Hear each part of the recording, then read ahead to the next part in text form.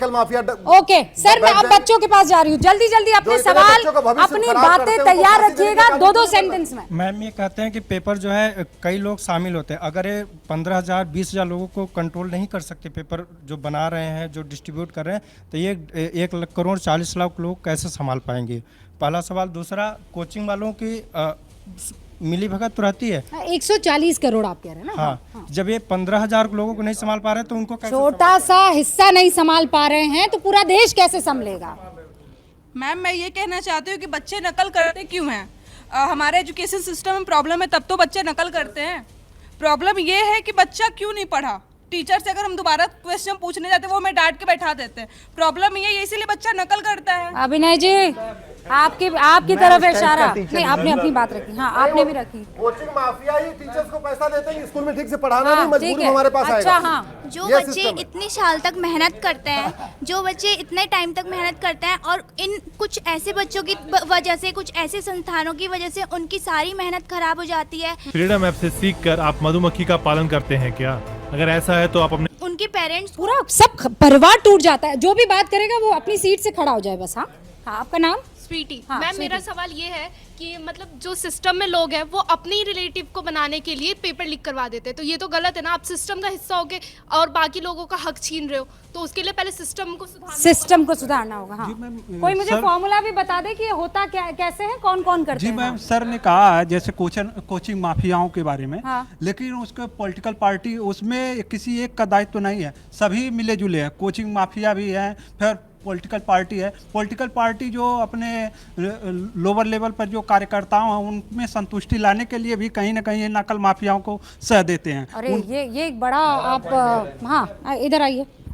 मेरा क्वेश्चन है कि हम एजुकेशन सिस्टम नैतिकता क्यों नहीं लेते हैं, एथिक्स क्यों नहीं लेके आते हैं? आज के पीरियड में हम देखते हैं एथिक्स तो है ही नहीं इंसान के अंदर, नैतिकता तो बची नहीं है। पहला सवाल। दूसरा सवाल, हम छोटी मछलियों को तो पकड़ते हैं, कोचिंग इंस्टीट्यूटों का हम प्रॉपर नाम ले रहे हैं, उनसे छोटे टीचर होते हैं उनका नाम ले रहे हैं, पर हम बड़े बड़े जो पॉलिटिकल लीडर हैं, जो माफिया हैं, उनको क्यों नहीं हम पकड़ते? क्यों? बड़े माफिया कहाँ छूट रहे हैं? हाँ, मैं आऊंगी आपके पास। हाँ मैम मेरा कहना ये है कि अगर जब ये पेपर लीक हो रहे हैं तो इन पे जो कार्रवाई क्यों नहीं होती है, उसके लिए कोई सख्त कानून क्यों नहीं बनाया जाता है? हाँ। कोई सख्त कानून क्यों नहीं बनाया? कानून बनना चाहिए। मैम अगर पेपर लीक भी हो जाता है, आप संरक्षण देकर लीक करवा भी रहे हैं, तो लाठीचार्ज करके कितने दिन रोक लेंगे आप इनको? लाठीचार्ज करना क्या? लाठीचार्ज। मैम मेरा प्रश्न ये है कि मीडिया जो लोकतंत्र का चौथा स्तंभ होता है, अगर जो इस तरह की डिबेट में शिक्षा और रोजगार पर अगर रेगुलर डिबेट हो, गैर जरूरी मुद्दों पर डिबेट ना हो, तो सरकार पर जो हमारी कार्यपालिका सरकार, उस पर एक दबाव बनता है, प्रेशर बनेगा। पॉइंट है, प्रेशर बनेगा। त्यागी से मेरा एक सवाल है। हम आपको 2016 में लेके चलते हैं, जो बिहार इंटरमीडिएट की परीक्षा लीक हुई थी, पेपर लीक हुआ था, इसमें टॉपर रूबी रॉय, सरकार आपकी थी सर उस वक्त, तो उस वक्त उसका मुख्य आरोपी एक्यूज, मुख्य एक्यूज बच्चा राय, वो रिहा है। इसका मुख्य का ये होता है कि जैसे कि 25 लाख रुपए हम दे रहे हैं, 5 लाख हम दे रहे हैं, जिस माफियाओं को दे रहे हैं, तो 3 लाख तो हिस्सा इनके पास जा रहा है, तो ये क्यों रोकेंगे? हिस्सा जाता है क्या सर? मुझे जवाब दीजिएगा। हाँ अच्छा, इनके बारे में मैं ये बता दूं कि एक सेकंड, इनके बारे में, अब तो आपकी उम्र निकल गई है शायद एग्जाम देने की। हाँ? आदमी थक गया, जितनी बार एग्जाम देने गए उतनी बार सर पर्चा लीक हो गया। अब क्या करते हैं? अभी मैं गलगोटे यूनिवर्सिटी में प्रोफेसर हूँ। लो जी, आप प्रोफेसर बनिए। हाँ। मेरा एक सवाल है सर से। सर ने कहा कि ह्यूमन इंटरवेंशन कम होना चाहिए, तो हम इंफ्रास्ट्रक्चर पे नहीं, पहले आप मुझे अपना पर्सनल एक्सपीरियंस बताइए, कहाँ गए, कब पर्चा लीक हो गया? मेरे दो एक्सपीरियंसेस हैं पर्चा लीक के। 2015 में यूपीपीसीएस का पर्चा लीक हुआ था, और अभी लास्ट ईयर मई में मैं 2 दिन लगा के बिहार गया था, खगड़िया डिस्ट्रिक्ट। 2 दिन लगे थे मुझे पूरे, और सुबह होटल पे नहीं मिला। मतलब बहुत सारी दिक्कतों के बाद मैंने एग्ज़ाम दिया।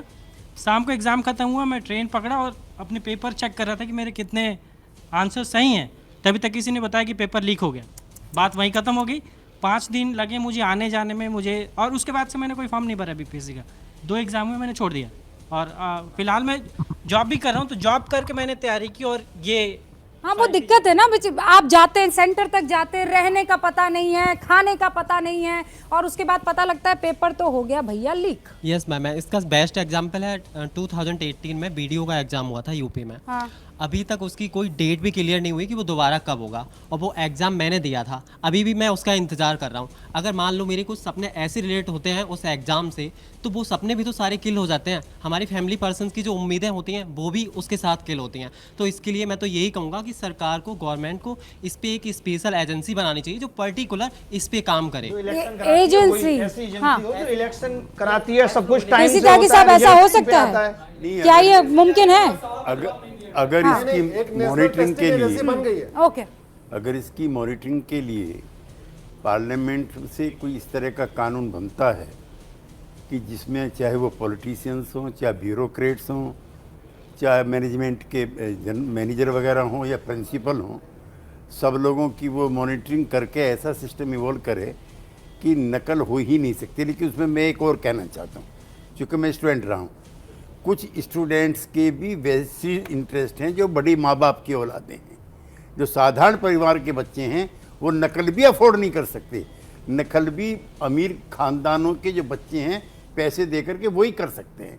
इसलिए हमें भी ये त्याग करना पड़ेगा कि हम नकल नहीं करेंगे, पेपर लीक का फ़ायदा हम लोग नहीं उठाएंगे, इसका भी हमें ध्यान रखना। अच्छा, अब मेरे पास वक्त की कमी है, मुझे आप सबसे विदा लेनी है, लेकिन उससे पहले आप लोग नाउम्मीद तो नहीं हुए ना? हाँ या ना में जवाब दीजिए जोर से। उम्मीद हमारे इस देश के भविष्य की कायम है, और वादा करती हूं मैं आपसे कि इस तरीके के डिबेट हम और करेंगे ताकि सरकार पर प्रेशर बने और ये तमाम